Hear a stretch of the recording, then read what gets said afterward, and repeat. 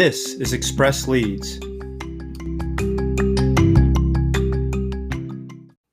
Welcome back, everyone. This is Paul Brady with Express Leads. I'm your host. And today we're talking to Maureen Chaccio. And Maureen is a web designer. She owns a web agency and works on developing a way for busy business owners to get their website up quickly and have more success with it. She started this for clients in the trades, but it seems popular with other small businesses as well. Well, it sounds great. Welcome, Maureen. Thank you. Thank you for having me, Paul. Yeah, pleasure. Why don't we start giving you an opportunity to talk a little bit about your business? Why don't you fill us in on what your day looks like and what you do, and how all that works? Oh, okay. Well, my day looks pretty busy usually. There are a lot of different details. I wear a lot of different hats, but mostly it is about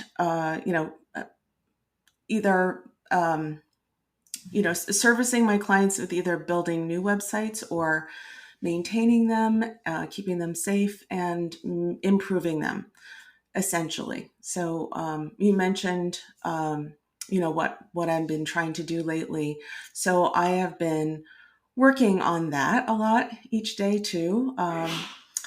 It is basically trying to organize things in a way that is efficient and is kind of in the best interests time wise and budget wise of people who are my target market, with people who I can serve the best, which are people who want to use their website as a marketing tool and who are relatively small businesses and are busy and need somebody to help them sort everything out.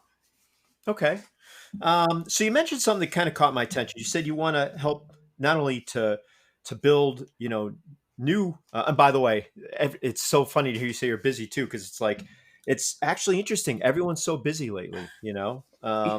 It's a good thing. I mean, it's a good thing. Don't get me wrong, but what caught my attention, Maureen, was that you not only do you build new sites and maintain them and improve existing ones, but you also talk about keeping sites safe. Can you dive into that a little bit and give us a little more detail on what you mean by that? Sure. So there's a lot of hacking going on out there. On the websites that I build are WordPress websites, Hmm. and they're not proprietary. So there are people out there who understand how a WordPress website is coded, and it is a little more accessible to them, how to hack it. And so if you're not maintaining your WordPress website well, then you are vulnerable. And it's really, if you're not maintaining it, then you will get hacked. It's just a matter of when, not if. Right. So at the very base, I take care of updating themes, plugins, and WordPress core. For what, if any, I don't know if anybody knows what that means, but basically the software behind your website. And so I take care of that for people because a lot of people simply don't want to do it, although individuals can do that themselves. Sure. Sometimes when updates come along, they might get out of sync with other plugins, and we have a little problem and have to fix it. But other than that, it's very simple to update your website. But busy people don't want to take care of that themselves. And I also have people on a dashboard where I can watch for, if there's a plugin that comes out that is a vulnerability patch as opposed to just a general improvement update. I know when that happens and I can do that right away. And I watch other signals like, if there's a lot of activity, people trying to log in that are not my client or myself.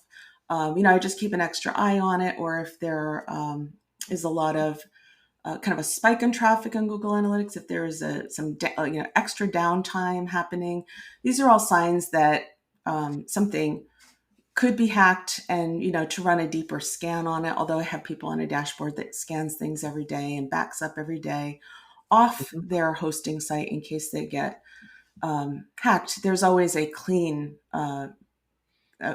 something clean to back up to. Right. So you mentioned a dashboard, just so that our listeners understand. So you say, you can keep an eye on people on your dashboard. What dashboard are you referring to? Oh, well, I use Blog Vault, which is a great dashboard for agencies. I would highly recommend them. But basically, I have all of the sites that I take care of on this dashboard, and I can watch the statistics and everything really easily, so that it allows me to keep an eye on everybody's website really personally without, you know, actually being their personal servant. Right, exactly. So now, do you? I'm guessing, but if I were a betting man, I'd say I'd guess that you do your own hosting. Is that true? I actually don't. And the reason I Oh, I lost the bet with myself. That's the worst bet to lose. well, I know it's unusual, but you know, I've heard so many horror stories, and I just want my clients to not experience that again. And not that they would with me, but I want to make it so that if I get hit by a bus, or if they don't like working with me, they can just pick up and go and not have an ordeal. Right, So right, like I do like I do recommend certain hosts, and I won't take on work that is hosted in certain places. But I like to make sure that people have I'll facilitate it, but I make sure it's their own account. And also they have control over their domain name, so that, those are their website properties that they own, and, they should have complete access to it. I can't tell you how many people I've heard, I don't know where my website is. I don't know where my domain name is. And then it's a big hassle if that person who set you up and is still kind of, on your account, is nowhere to be found. right, right. Yeah, absolutely. So, given that you're doing website design, I'm wondering, do you have any geographic limitations to where you do business? No, not really. I mean, other than, um, I don't speak other languages. That would be hard to do a website somewhere where I don't speak the language. But no, there really are no geographical boundaries. Okay. Yeah, no, I didn't. I was guessing there wouldn't be, but I didn't want to say that again and then get shot down. Yeah. No, no, I agree. That's, yeah, perfect, actually. So given that, where do you find clients online, and who's an ideal client for you? Oh, well, let's see. I find clients all different ways. And really, most of my clients are local. And in fact, Google views web design as a local business, probably because most people are looking for somebody local. Um, but different sources, I have a website, and, people can find me on my website. I am part of a BNI chapter, and that's great for networking. And I'm part of a few other online networking groups, and who are local to like Metro West Massachusetts area where I am. So like And Facebook groups, that kind of thing? yeah, Facebook groups. Yeah, and that has really spiked during COVID. I can't tell you how much networking I have done during COVID, probably like 10 times that I was ever able to do before, because everybody's on Zoom, everybody's on Facebook groups. It just seems to have exploded during COVID. And then I'm part of some Facebook groups specifically for web agencies that are international. A lot of people from the United States, but they're basically international. Sure, sure. So given that, we're talking a little bit about Facebook, can you talk to me a little bit about, and I know you mentioned you have a website and that you participate in Facebook groups, but can you talk about some of your social media channels other than your, I know you have the website, and But can you talk to me about what kind of presence you have on other social media channels like YouTube, Twitter, Facebook, that kind of stuff? Well, like I said, I'm very busy. So I it has been on my list forever. Um, and I am currently doing some very short YouTube videos. And I will start that channel probably in September. And it's going to be like really, really short, helpful videos for not how to so much, but how to understand what you need when you're starting a website. And I will then also create a Facebook page so that I can post them there too. But right now, yeah, I don't do much social media, and I haven't had the time, and I do want to. Okay. Yeah, because that's so I like to part of what I like to do, Maureen, is I like to listen to a business and you let them talk about their business and try and get an idea, where you find people online, how you service those people, what your niche is, what an ideal client for you might be. So it sounds like you're finding a lot of because of the pandemic, really, kind of, in one way pushed you that direction, but which is a great thing, right? But you're finding a lot of clients on in Facebook groups, for instance, right? And then starting in September, it sounds like you're going to make a YouTube. You're going to have a YouTube channel be something that's more prominent, as well as creating a Facebook page. Yes, yes, Okay. that is the plan. Okay. Excellent. All right. So what about a mailing list? Do you have a mailing list right now of your clients? And Nope, that's on the list too. And these are all things that people should be doing with their website. And I'm like, the cobbler whose children doesn't have any shoes. I'm busy just like everyone else, which is partly why I feel their pain. And, I'll probably end up hiring somebody to help me with that too. right. Yeah. No, I hear you. I like to use the analogy sometimes when I talk about various aspects of my business that I'm like the mechanic that has the broken down car, It's right. right? Because I'm so busy doing everyone else's, car. So yeah, no, I hear you. I hear you. So let's move to an area that's related and talk about potential, businesses that could benefit you. And I always refer to them as potential partners, but I don't want to confuse people. I'm not actually talking about a literal partnership. I'm really Mm. talking about businesses that, you know, so for instance, a web designer, someone that does web design, an SEO agency might be a good potential partner for you if you don't do that kind of thing. Do you have any people that you've identified and that you already have connections to that will be beneficial partners to you that you could send business back and forth? Oh, absolutely. Yes, I have. Do you want me? Yeah, if you Do you have, want I me mean, to? just high level. It doesn't have to be the actual name of the Right. business. I just Okay. mean, like the types of businesses. Sure. So I have. Let's see. High level. There's a very expensive agency who can't service clients who are more in my price range. And so they tend to send me referrals, and I don't do, paid advertising, and they do. So I send them referrals back that way. So, our services are kind of on different levels or they don't overlap. And that's a great referral source. Huh. I have a print and promotional person who I send to, and copywriters, number of copywriters, and we're always kind of going back and forth. Um,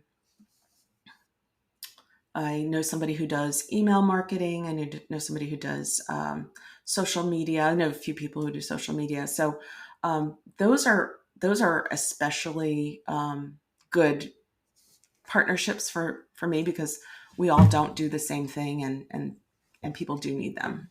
Yeah, absolutely. I mean, you know, amongst other things, I do SEO. I mean, basically inbound marketing. So that includes like email marketing, copywriting, Yes. SEO, a bunch of those things, email, campaigns.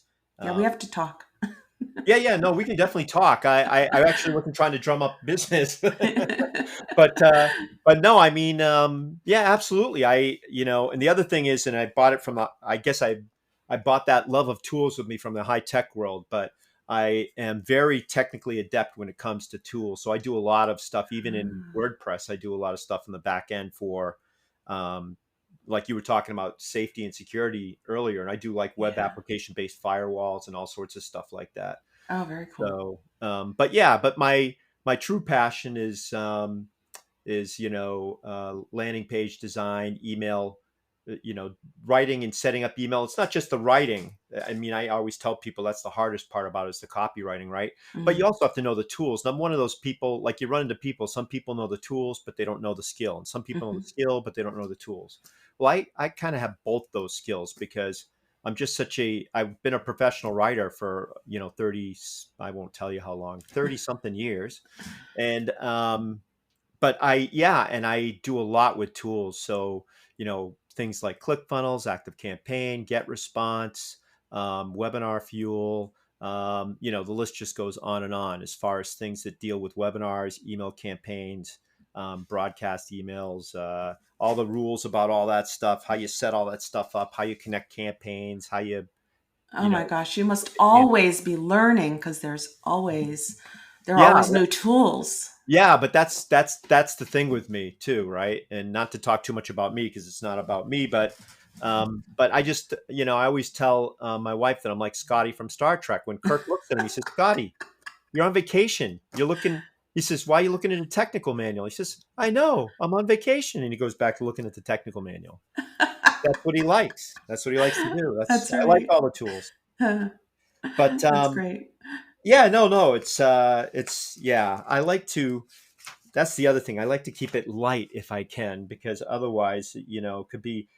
You can make anything funny if you want to. Honestly, if you have a sense of humor, you know what I mean. That's So, right. but Oh, so I'm just looking over some of the notes I've taken as we're talking, and I did miss one thing. So, what kind of paid advertising do you do for your business? I don't do any. None. No. None. So it's all organic right now. Yeah, I don't. Okay. Yeah, I don't. I don't. And my volume isn't at the point where it would be beneficial to do that at this point. Although I am going to hire somebody soon, so Right. maybe. Right. Yeah. Yeah, because I getting back to the email list thing, and I'll talk more about that later. I don't want to hit on it too much right now, but that's super important. Um, so what do you and I give me an idea what the most common questions are that you get from clients. Something that you wish you just wrote it down, and then every time someone asks you, you could say, "Oh, go look at my frequently asked questions," or I'll share a Mm, email with you with some of my most, with answers to those questions. Do you have anything like that that right. people ask you repeatedly about? Well, usually they're mystified about Google, because usually somebody wants a website because they want to be seen, and and of course it makes a difference what somebody sees once they're driven to your website. But they usually have questions. They often I get a lot of clients who are kind of just starting out in the online space, so they have basic questions and they're not at a paid level advertising point yet. And so they just want to make their website and have it be seen by everyone. So, so usually the question is, okay, how can I get seen here? How can I get seen, like, in a few towns over? How do I, how does this work? And I Right, have to be the bearer of somewhat bad news that it takes time and it takes effort, and you have to be diligent, you have to be consistent. But there are some quick wins. I can set them up with Google My Business, and just optimizing that, and having, if they are willing to be um, diligent with that, they can see a lot of results. Like if they can post there, if they can add images there often, if they can, um, if we can clean up any citation issues that they have, and uh, which are, for anybody else, which are all those other places in the web where your name, address, and phone number might appear. So those are some quick wins I can do to help them with that. But, Mhm. really it's a long game. SEO is a long game. It's an investment, Right. So you you know. do SEO for your clients as well, or are you just talking about the Google My Business? I will do Google My Business. So one of the things I've been doing lately for local businesses, and usually I'm working for people in the trades, construction and stuff, is we'll put a website up. We will optimize your Google My Business, and I'll give them some tips or some quick wins to connect and use their social media back and forth with the website and with Google My Business, and then we'll proceed to work on pages that will optimize the website better, like having an individual page for each service. If they are active in other locations, then they can do case studies and put them in there with a location for the service, and that will help. And Sure. they can do blog posts and really start to build their keyword volume, but and I make sure they have schema set up on their website. So there are ways I help people regularly with SEO, but I see it more as a foundational SEO set of tactics. Of course, making sure the website is speedy and mobile optimized and all that technical stuff is gets baked in when we're building. But as far as slowly building keywords, if they can't afford to really pump a lot of money in SEO, we can still build a good foundation. And if we are building the website consistently each month, then that's a really good thing you can do for SEO too. So, Sure. so I don't do like full big guns SEO, and I would outsource to that, or I would refer somebody on to that. But I understand how to do it as a foundation for the website. Gotcha. Okay. Sounds good. Do you excuse me one second, just I lost my place. There we are. So let me back up a little bit and ask you a question. So how long have you been doing this as a web designer? How many years? Uh, um, 9 9 9. years, Wow. 9 years. Okay. Not Uh, but I started out slowly. That's that, and really ramped it up in the last about 3 or 4 years. okay. Okay. And what made you want to get into web design to begin with? Do you have a graphic design background, or was it more, an interest in the online space? Yes, I do have a graphic design background, and um, you know, having a graphic design background, the thought of doing something, making websites in the year 2000 was a real turnoff to me because it was, overwhelmingly technical. And around 2010, WordPress started being used for more commercial purposes, not just blogging. And it started looking a little more enticing that I could actually get my sense of visuals onto the screen by myself. And that's when I started. I learned, HTML and CSS, and then like around 2012, I'm like, okay, I really have to try this WordPress thing. And I got a WordPress website, and I said, okay, where do I put my code? And so that just kind of, like you, it's like I don't like learning the technical stuff as much as you do, but I do like learning it. And so it just sucked to me right in, and everything, and then it really kind of took off. I learned how I could make my designs come alive in WordPress, but it was very slow. So when it really started taking off is when WordPress, there were a number of builder plugins that were viable. Like before that, they were clunky. Oh yeah, they were like garbage before Yeah, that. yeah. Yeah. So I started with Beaver Builder, and I've stuck with them Yep. because a lot of you know back end developers like it because it's cleaner code. It's just not as many bells and whistles, so you don't have to fight with the speed and all that.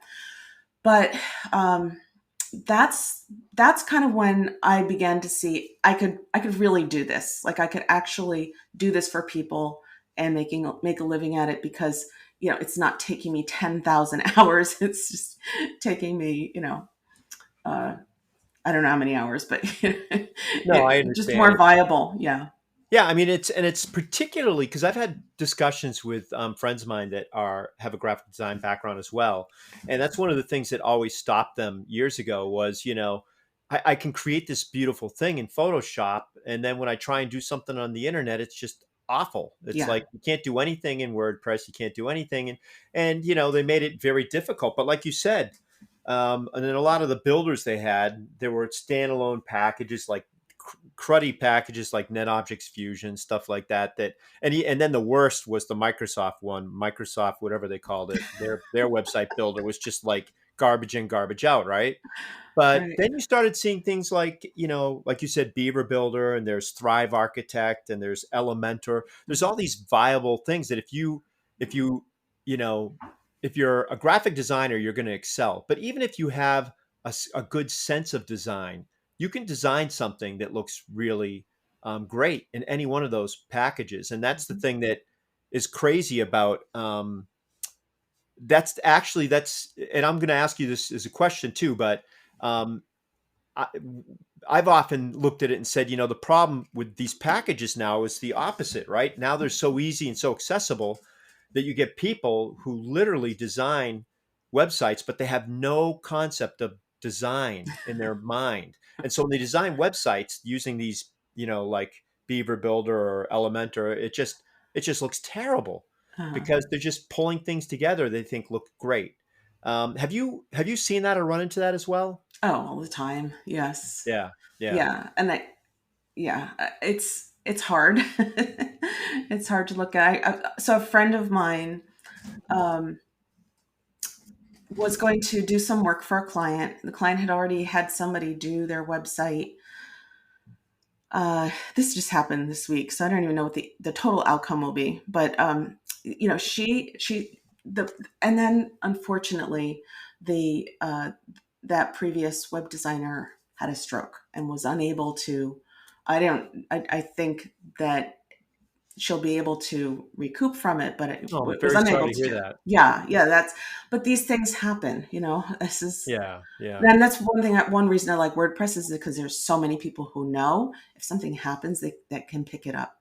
So my friend who was going to do some other kind of marketing work for her is a web designer also, and she's we looked at it, and I she said, like, it's painful to me. I have to tell her that that she should not be launching this. And I'm like, yeah, it's because, I mean, if I saw that website, I would say to the person who was the website owner, if asked, I would say, yeah, you need a redesign. Like, this is not working. And then usually people get told that, 3 or 4 years after their website's up, maybe it's aging, but this was just about to be launched. And it's just that it wasn't. It's not that it was, looked falling apart bad. It's just that there was this green haze over the images, and there were oddly used images as if they hadn't really picked out the right image to communicate the right message. yeah. It was And about color too, right? Color. That's yeah, the one thing I've noticed. People that don't have any type of a design sense, whether they're a graphic designer or not. Well, first of all, graphic designer would have a design sense. You know what I mean? But people yeah. that generally don't have a design sense at all, they pick the oddest colors for things. Mhm. And yes, and that's not their thing. They can't be blamed for that. But it is one reason it's important to choose somebody who's got a good eye when you're, even if they're a web developer, they're hiring somebody to coach them on it, or do the design and then they develop it. Yeah, yeah, yeah. So it's weird. It has introduced this whole level of people that want to try and do it on their own. And by the way, the good news is that it's not like a NetObjects Fusion or something because those are the similar issue. Even though they're not great, you could sometimes eke out like back in the day, a decent looking design, Mm. even though you're very limited by what your choices are. But then there are people that use that and they just like, oh, I'm going to throw in all these great shiny things because they look awesome, and it just looks absolutely horrific. Yeah, it's like I any mean, other field. You have to know what you're doing. The tools don't do it for you. You have to right. know where you need to end up. Yes, yes, you have to have a plan. You have to know what it's going to look like. Sometimes, if it's a very large project, you want to like, you want to use wireframes to kind of design something that you get a client to look at and agree to before you go into a big design thing, because that's the other thing, right? And you know this from Mhm. experience. You're a professional web designer. You have to go in there with a plan and make sure that the client accepts for especially for something that's a more complex, and you know which clients are going to need that and which aren't, right?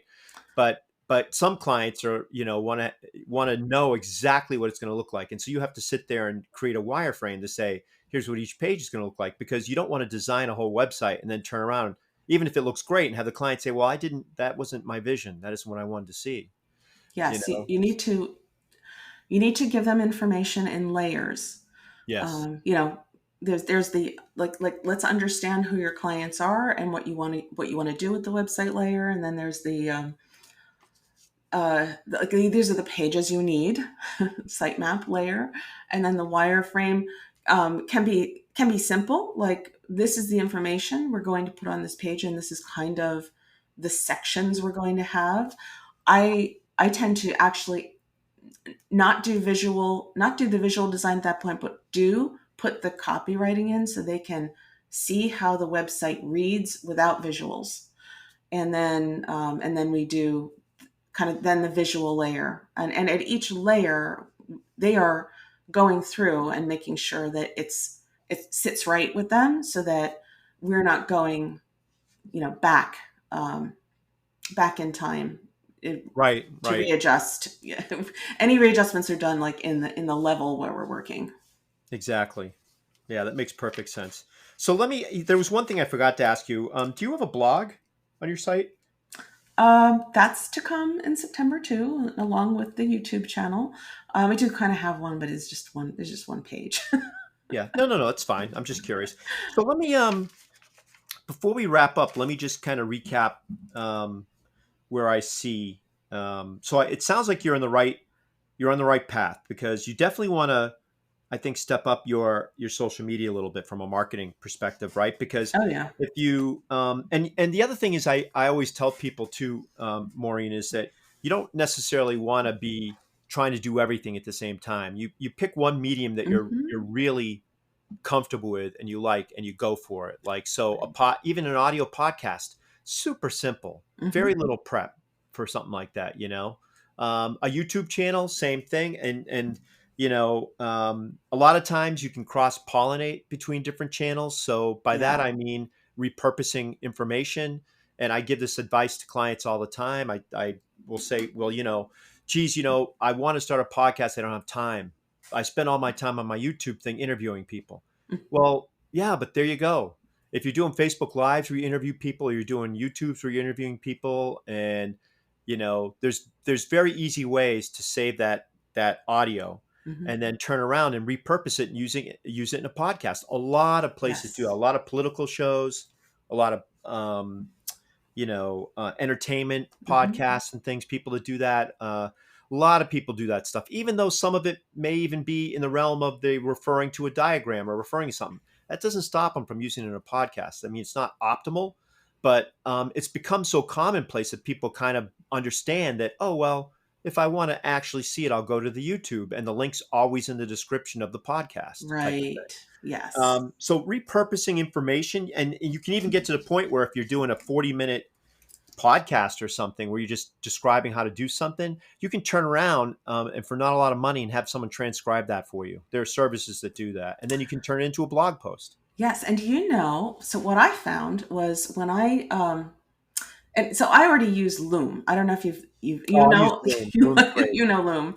I love it because I can like make a video of what I'm working on for a client and send it to them and walk them through it, and they can just watch the video in their own time. Exactly. Well, you can also like what I did was I was recording my YouTube channel video on with Zoom, with just me on Zoom, and then I uploaded that video to Loom, and Loom will just translate everything automatically. They do. You're right. Yes, transcript, make a transcript of Yep. it. So It's a very, and yeah, actually, you know what's interesting? It's a good transcript. It's not a crappy one. yeah, It's really it good. is. I It's know. surprisingly good, Yeah, actually. right. And if you already have the tool, or if you're using it for different purposes, then it's free. Yeah, Yeah. absolutely. You're right. That's a great point. And I should have brought that up because I actually know that about Loom. It's true. You upload a video and you get this awesome transcript. Yeah, it was a Um, great find. yeah, no, totally. You save some, and like I said, you know, you go to the Google one and it's horrible in comparison. Isn't that funny? Yeah, you would think they would get that down, but Oh, I always think it's what cracks me up about Google is that they want your website to have good user experience. They're kind of like that's one of their key things that they like, and yet they have the worst user experience in all their instructions about all their different products that they have. oh, I know. I know. It's like it is really bad. It's like they've just become this massive, massive corporation where the left hand doesn't know what the right hand's doing half the time. Yeah. And you know, it's funny because they can keyword scan a video and then ban it based on the content, but they can't manage to actually transcribe a video correctly. Right. I What are don't they really hearing when they're I know when they're listening to exactly. you, right? Exactly. It's like, did they actually do this correctly, or are they just picking up some chatter? You know, that one of my kids in the background saying something. You know, Right. um, so let me. So yeah. So what I see is that you're on the right track. I think with you know getting some of these things going. You know, podcast is always an easy thing to do. Anchor.fm is Mhm. like Yep. my podcast. Everything I use Zencaster. I use Calendly. I use Anchor and I get things going. It's all free. I don't pay a Mhm. dime for any of that. Yeah. Um, and I so, I actually have a podcast that I stopped because I got so busy, and that's one thing I want to start again when I hire somebody. sure. I mean, um, if you do an yeah. audio podcast, it's so much less work, and you're more likely to stick with it. Yes, Um, absolutely. you know, And I so do use Anchor, and it is free. It's great. It's free. It's oh awesome. yeah. I mean, mine good.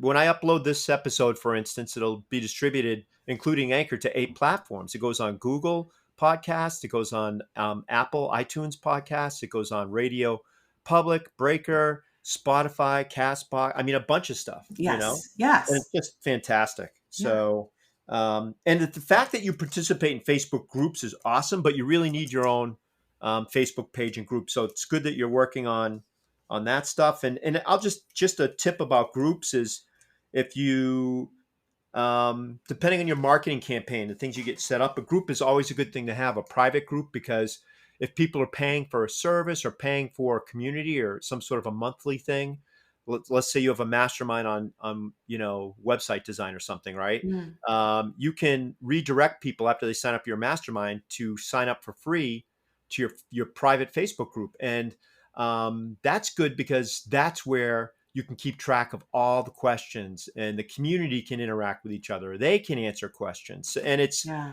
I've seen it done over and over again and it's really effective.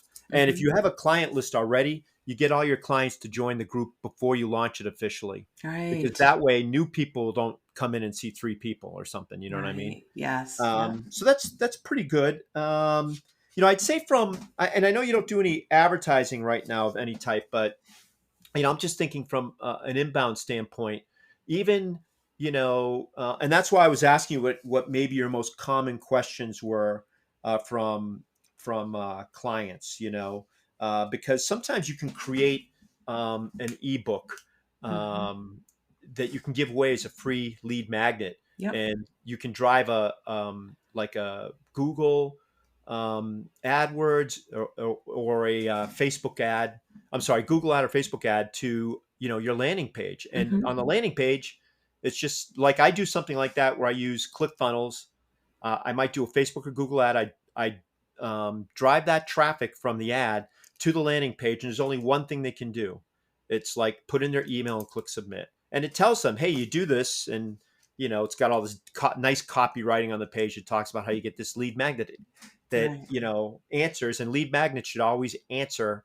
Um, either deal with a problem that a typical client always has, Hmm. or answer a burning question that they always have. Right. And that way they'll be motivated to do it. And if you can't think of anything like that, then you can go out and do some keyword research on YouTube or on Google for the most commonly asked questions in your niche. And then you can create a lead magnet, an ebook based on the answer to that question or questions. Hmm. Just so you then turn around and advertise on the same platform where you found that that viral amount of information where people are really they really want to know how to do something in WordPress, let's say, right? Right. Right. So that's one way to do that. And Yeah. once you Yeah. do that, that's how you get people on your mailing list. Yeah. That's perfect. Perfect scenario. Yeah, And yeah. I So like yeah, I have all that. It's all I'm like my clients. Like I want to do all that, and I just need to get some time to work on it. Hire some people to work on it, and hire sure. somebody to help me with my business. Sure. Yeah, no, it's always good to have, like I talk to a lot of people. I do a certain amount of coaching when I talk to clients. I know lots of people that have mentors and coaches, and it does help to have someone that has some experience helping you with stuff like that because you're able to kind of, ask those questions that otherwise, you're kind of trying to ask people on the internet that are always wondering, in these different groups, why do you want to know this? What is the because some Hmm. people treat knowledge differently. Like I love to share knowledge with people, but with some Hmm. people, knowledge is power, unfortunately, and they keep it's like poker. They keep those Oh cards very close to their chest. no, They don't want you yeah, to see them. you can't do And that these days. yeah, I mean, I don't do that. I share a lot, even with clients, because the point is most clients don't want to do it. Right? Yeah, I tell them everything I do, and they could literally go out and do it themselves, they but don't they just have don't time. want to. Nobody has time. Yeah, exactly. No one has time. I even tell other marketers, and half the Yeah, time they don't have time to do it. Like I have yeah. people that contact me from different groups I'm in on Facebook, and they ask me questions, and they're less experienced and they want to connect, and I'm happy to do that. And we'll kind of banter back and forth about some marketing stuff, which I love talking about, anyways. As you can tell, I don't Yeah. have a problem talking. And that's how you form those relationships sometimes. You can find a mentor that way, or you can just simply learn based on the conversations you have, but listen, before we wrap up, Maureen, I want to ask you, how do people find you? What's the best way for them to contact you online? Well, they can see my website, mhcdesignstudio.com, and they can contact me at Maureen at MHC, I'm sorry, M Chaccio, MCIACCIO at mhcdesignstudio.com. Okay. Studio, I'm just writing it down too. All right. All right. So that's great. I just want to thank you for joining me today Oh, thank and you. taking some time out of your busy schedule. Everyone is so busy these days. I It's know. crazy. Oh, But hold on a little after we sign off, and we'll catch up. And just want to thank you. And again, I hope people look you up if they have some web design needs. They want to talk to you. That would be great for you. I Love to help love your to talk to business. anybody. Yep. Yeah, absolutely. It's been a pleasure. Thank you so much, Thank you. Maureen. Thank you, Paul.